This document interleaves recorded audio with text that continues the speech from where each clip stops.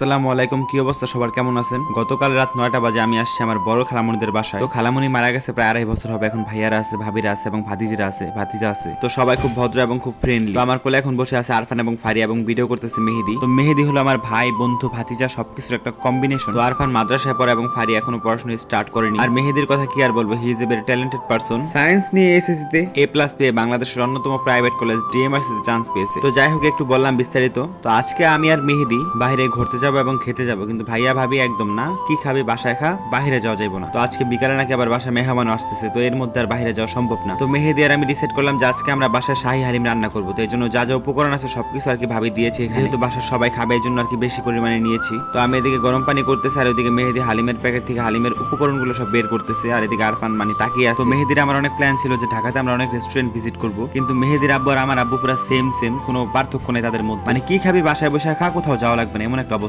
আচ্ছা বলতাছি, আর তো আগে হালিমের কথাটা বলি। তো এই যে এখানে গরম পানিটা দিয়ে দিতেছি। তো গরম পানি দেওয়ার পরে প্রায় আধা ঘন্টা 1 ঘন্টার মতো এটা রাখা লাগবে। তারপরে আর কি মশলা কষিয়ে, মাংসগুলা কষিয়ে তারপরে হালিমের উপকরণগুলো সব দিয়ে দিব। তো মেহেদি যাই করে খুব মন দিয়ে করে, দেখেন হালিমগুলো কি মন দিয়েও নাড়াচাড়া করতেছে। তো আমি এখন তেল দিয়ে দিলাম কড়াইয়ের মধ্যে, আর ভাবি পাশ থেকে বলতেছে জোবাইর তো খুব ভালো রান্না বান্না পারে ভিডিওতে দেখি, আজকে দেখি তোমার হাতে হালিম কিরকম হয়। তো এই কথা শুনে আমি এক্সাইটেড ঠেলায়, মানে তেল গরম হওয়ার আগে আর কি পেঁয়াজ দিয়ে দিছি, এমন একটা অবস্থা। ভাবির আমি বলতেছি ভাবি দেখেন এরকম কথা বলবেন না। আর এই যে ফারিয়া চাচ্চু দেখেন কি সুন্দর সাইজা গুজা বসে রয়েছে, আমি ভিডিও করবো দেখা। আর মেহেদি মানে এই যুগে এসেও একটা ভিডিও তো দূরের কথা, একটা ছবি পর্যন্ত তোলে না, তাও অনেক সাপোর্টিভ। আমি ব্লগ করে দেখে আমার সাথে করে। এর আগেও 2 বছর আগে আমরা ইউটিউবে ব্লগ বানাইছিলাম বার্গার চ্যালেঞ্জ। আর এই যে আরফানের কথা বলি, মানে মেহেদি আর আরফানের মধ্যে আকাশ পাতাল তফাৎ। ও তো ভিডিও তো মানে খুব সিম্পল বিষয়, ওর যদি সিনেমার অফার দেয় ও তাতেও রাজি। আর মজার বিষয় কি জানেন, তার প্রচুর পরিমাণে গার্লফ্রেন্ড আছে। আর আজকে যেহেতু শাহী হালিম রান্না করবো, সবাই প্রচুর আশা নিয়ে আছে আমার উপরে। তো আমার হালিমটা খুব ভালোভাবে রান্না করতে হবে, এই জন্য আর কি আমি গ্যাসটার আঁচটা খুব কমিয়ে দিয়ে পেঁয়াজটা খুব ভালোভাবে আমি নাড়াচাড়া করতেছি, ভাজতেছি। তো আমরা খুব চিল মোডে রান্না করতেছি। তো আমার মনে হয় যে বাইরে ঘুরতে গেলে যে আনন্দটা হইতো ঘরে কিন্তু খারাপ হইতেছে না, ভালো। আমি মেহেদিরে বললাম একটা গান শোনা সবাই, তো কি ইংলিশ গান শুরু করে দিচ্ছে। তো আমি বললাম তোরা 3 ভাই বোন এখন রান্না কর, আমি একটু ঠান্ডা হাওয়া খেয়ে আসি। রান্না করা ফ্যান আছে তাও গরম লাগে। তো দেখেন পেঁয়াজগুলো একদম লাল হয়ে গেছে, এখন দিবে এখানে গরুর মাংস। তো গরুর মাংসগুলো করার মধ্যে মেহেদি দিতেছে। তো মেহেদির আমি বলতেছি মেহেদি একটু শিখ ভালো করে শিখ। তো মেহেদি আমার বললো আম্মু আমার মাঝে মধ্যে ভাবে জোর করে শিখায়, কিন্তু আমি কিছু শিখি নাই। তো আমি মেহেদিরে বলতাছি তোর আমি যেটা বলবো তো এটাই কর, তোর আর কিছু করা লাগবে। তো মাংসগুলো নাড়াচাড়া করতে মেহেদির খুব কষ্ট হইতেছে, আর এদিকে আরফানে দাঁড়িয়ে আছে আর এদিকে ফারিয়া খেলতেছে। তো মেহেদি একটু নাড়াচাড়া করার পর বলতেছে আমি আর পারতাছি না, এবার তুই কর। পরবর্তীতে আমি কিছুক্ষণ নাড়াচাড়া করার পরে ওই যে একটা এটা কি কয় ওইটা দিয়ে আর কি করাটা ধরছি। ধরার পর আর কি এখনো সব মশলা দিবে। ফার্স্টে দিল নুন, একেবারে দুবাইয়ের শেফ এগো মতো। তো লবণ দেওয়ার পরে দেখি মাংসগুলোর মধ্যে একটু পানি উঠতেছে। তো এখন আমি আদা বাটাটা দিয়ে ফেলবো। দেখেন আদা বাটাটা ব্লেন্ডার মেশিনে ব্লেন্ড করছে, তো একটু লিকুইড হয়ে গেছে, তো সমস্যা নাই। তো আদা বাটা রসুন বাটা একসাথে দেওয়ার পর আমি মেহেদির যা যা বলতাছি মেহেদি তা দিতাছে। ফার্স্টেও আমার বলতাছে তুই এগুলো এখানে দে আমি ভিডিও করি, পরে আমি বলতাছি যে না তুই এগুলো এখানে দে আমি ভিডিও করি, যাতে আজকে ভাবি পুরো সারপ্রাইজ হয়ে যায় যে রান্নাটা আজকে বেশিরভাগ ক্ষেত্রে তুই করছস, যে তার ছেলে এত সুন্দর রান্না করতে পারে সেটা তো সে আগে জানতো না। পরে আমি বলতাছে সত্যি রে বন্ধু এই দিকটা তো ভাইবা দেখি নাই, আম্মু তো পুরো সারপ্রাইজ হয়ে যাবো। তারপর আরফান বলতাছে আমার একটু ক্রেডিট দাও। আমি বলতাছি তাহলে তুমি একটা টুলের মধ্যে দাঁড়ায় একটু জাস্ট নাড়াচাড়া করো, এটাই তোমার ক্রেডিট। বলবো এখানে আরফানও রান্না করছে। আরফান বলতেছে জানো কাকু আমি কিন্তু খুব ভালো স্যান্ডউইচ বানাতে পারি, রুটির মধ্যে ডিম দিয়ে আর চিজ দিয়ে। আমি বললাম আচ্ছা কাকু তুমি একদিন আমাদের স্যান্ডউইচ বানিয়ে খাওয়াইও। তো মেহেদির আর কি প্রচুর গরম লাগতেছে, ও গেছে ওর রুমে। আর আমি এখন এখানে হালিমের মশলা দিয়ে দিতেছি। তো ওরা আমি ডাকতে গেছিলাম, ও আমারে বলে দোস্ত আমার দ্বারা সম্ভব না, তুই রান্না কর, শেষে আমি যাবো। পরে আরফান বলতেছে কাকু আমি আসি না, দাদা না থাকলে কি হয়েছে। পরে যে আরফান মশলাটা দিতেছে এটা মেহেদির জন্য রাখছিলাম, ভাবছিলাম যে মেহেদি এসে দিব।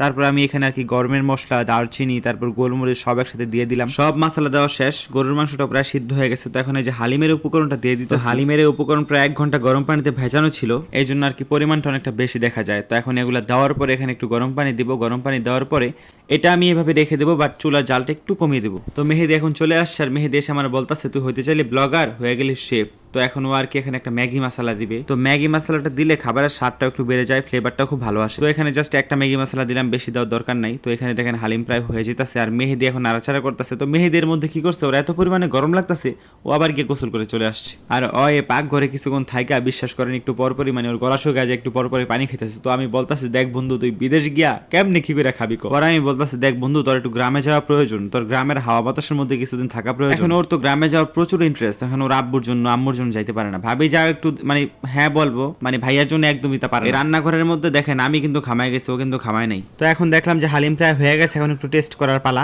তো এত সাজিয়ে গুছিয়ে খাওয়ার টাইম নেই, জাস্ট একটু বাটির মধ্যে হালিম নিয়ে তারপর ওরা আমি দিয়ে বলতেছি দেখ মেহেদি খেয়ে দেখ কিরকম হয়েছে। এখন ওরা আমি বললাম যে মেহেদি একদম অনেস্ট রিভিউ দিবি, মানে ভালো হলে ভালো বলবি, খারাপ হলে খারাপ বলবি, কেমন হয়েছে এটা কো। এখন ও বলতেছে যে ভালোই হয়েছে। এখন আমি একটু খেয়ে বলি কিরকম হয়েছে। অ্যাকচুয়ালি নিজের রান্না নিজে কি রিভিউ দিব, এন্ড এটার মধ্যে তো মেহেদি হেল্প করছে, এটা অবশ্যই মেহেদির রান্না। পরে খেয়ে দেখলাম যে আসলে খুব মজা হয়েছে। আমি আর মেহেদি এত সুন্দর হালিম রান্না করতে পারবো, মানে এটা কখনো ভাবতেও পারিনি। আমি অ্যাকচুয়ালি কখনোই বাসা হালিম রান্না করিনি, আম্মু রান্না করছে বাট আমি কখনো রান্না করিনি। তো আমি আম্মুর হালিম রান্না দেখে আর কি ওইখান থেকে ধারণা নিয়েছিলাম। তো এখন ভাবি আর কি বাটির মধ্যে হালিম বাড়তেছে। তো এখন এটা আমি আরো উপকরণ দিয়ে ডেকোরেশন করবো। তো ফার্স্টে আমি দিলাম পেঁয়াজ বেরেস্তা, তারপর দিলাম ধনিয়া পাতা, কাঁচামরিচ, তারপর দিলাম এক টুকরো লেবু। আপনারা চাইলে একটু শসাও দিতে পারেন। তো গাইস আর কি বলবো, আজকের ভিডিওটা ছিল এ পর্যন্তই। এন্ড সবাই আমাদের বাবাদের জন্য দোয়া করবেন যাতে আমাদের একটু ঘর থেকে বের হতে দেয়, একটু দূরে কোথাও যাইতে দেয়, তাহলে ভালো ভালো ব্লগ মেক করতে পারবো। আর ভিডিওতে একটা লাইক করে দিবেন। আল্লাহ হাফেজ।